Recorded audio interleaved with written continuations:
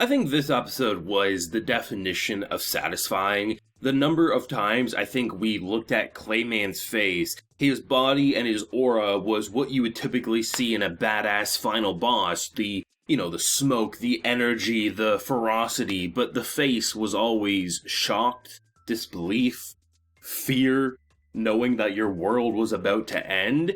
And to know that he's about to experience that all over again because there's no way Rimuru loses, I'm excited for that. But I was very pleased by how easily he was defeated in this episode. I mean, last week was all nice and well, thought there was a bit of struggling and back and forth, but an episode like this, you really did want to smack some sense into him. Now, before we jump any further, we do got to give a shout out to today's sponsor, which is, of course, once again, Boxu. They always hook your boy up well, so we'll do that real quick, and we'll get back into the review. Boxu is a gourmet journey across Japan that every single month you receive a unique assortment of Japanese treats and tea pairings straight to your front door. Every month you not only receive a different theme, but with said theme, the snacks inside will also be different. Last month I received 2 Moon Festival boxes due to this month's plug happening earlier than usual, which for me is actually great, as it was actually my favorite theme yet due to the exotic flavors inside. Taste testing a box with a loved one is always fun, as you set aside your top picks for your movie night. My favorites from this theme were the lemon mochi, that had the texture of a marshmallow, that sweet lemon flavor to it, and of course those chili oil chips, which had nice spice to them. With this being my second box of the theme, I also came out to really dig the green tea bun, which was a surprise, as I'm not always that big into green tea treats. Fans of sweet and savory will get a kick out of the Moon Festival box, and of course, any of the boxes that you'll get to your front door each and every month. You'll get that cultural guide, though you don't have to worry about allergies of what you're eating, and you're always going to know where each item came from. All the snacks come from different snack bakers across Japan. The quality and shipping remains to be top-notch next to those large retailers. So do yourself a favor and use my link and coupon code located in the description below. Save yourself some money with my 10% discount code on your first Boxu subscription while supporting the channel, and soon enough you too will be waiting for your next Boxu shipment, as I do. Last week I was impressed, like I mentioned, with the whole, there was some struggling, Milim was seemingly brainwashed, and this episode comes in pretty much within the first 30 seconds to a minute.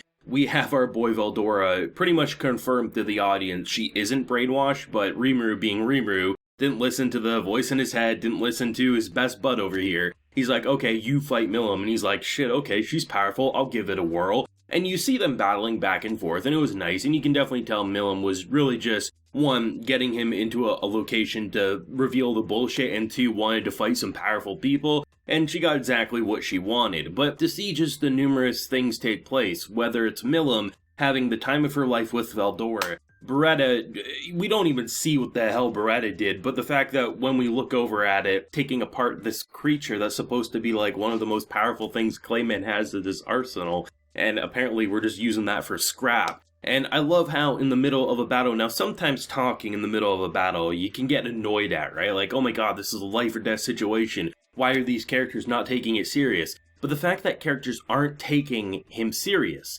that Clayman's big objective here is so minuscule that they can have casual chat about where a fairy and this golem are going to go after it's all said and done, is absolutely hilarious. And I love seeing Shion fight in this episode because, honestly, I might argue Shion was the one who gave the least amount of shits in this episode. There was times where, because Clayman has lost, I think, most, if not all of his fingers at this point, so he's like, okay, shit, I'll use Shion. She's powerful, she's got a big-ass sword, I'll use this. And there's a line, it's something along the nature of was that supposed to do anything? I didn't feel anything. I'll give it a couple more seconds. Because this powerful attack should have been doing something, but everyone that Rimuru has fighting is billion times stronger than what Clayman has to offer. And it was glorious to see the number of disbelief faces on this man. I'm trying to think of moments where there's been a badass looking character, and I mean, I talk a lot of shit about Clayman, but I do think on a character design, a lot of what he does on a magical power design, it's cool, it's badass. It's just his personality is so trash that it's just easy to look at him as a clown, right?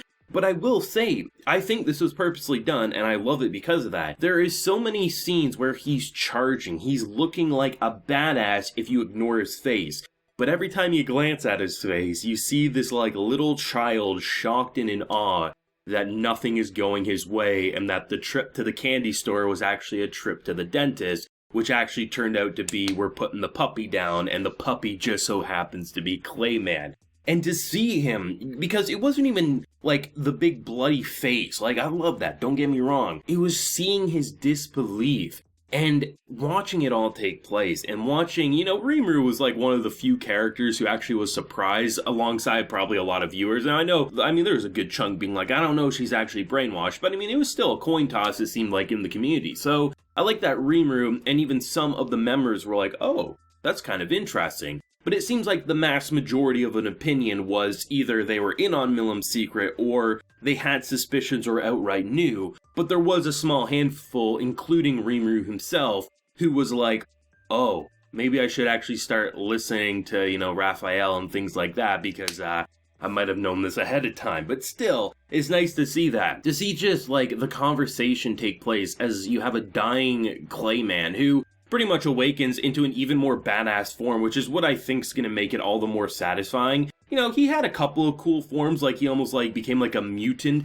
and he had like some pretty ferocious looking attacks, but ultimately his face was pummeled and he looked like he was about to be made into orange juice. He was being squeezed and whatever blood was left in him, there wasn't a lot of it. But then he became this giant hulking monster, and the fact that Rimuru is going to take care of it himself single-handedly has me really excited, because he understands the situation. Not only was it a part of the plan, which goes to show how well coordinated this entire situation was, but the fact that he wants to prove to them to cement himself as a true Demon Lord. That's pretty cool, and I think there's no better way to end this season than seeing Clayman finally get what's coming to him. Not just beaten to a bloody pulp, but killed and probably tortured in endless loops, something crazy, and I'm very, very excited. The only thing that really threw Rimuru for a loop to begin with this battle is that it was lopsided, right? He had more allies and things like that. We see on Ranga's side, like the big beasts that they were fighting, they were just being tortured, freed them. Now that it's a one-on-one, Clayman doesn't stand a chance. However, they gave Clayman a bit of a power-up, so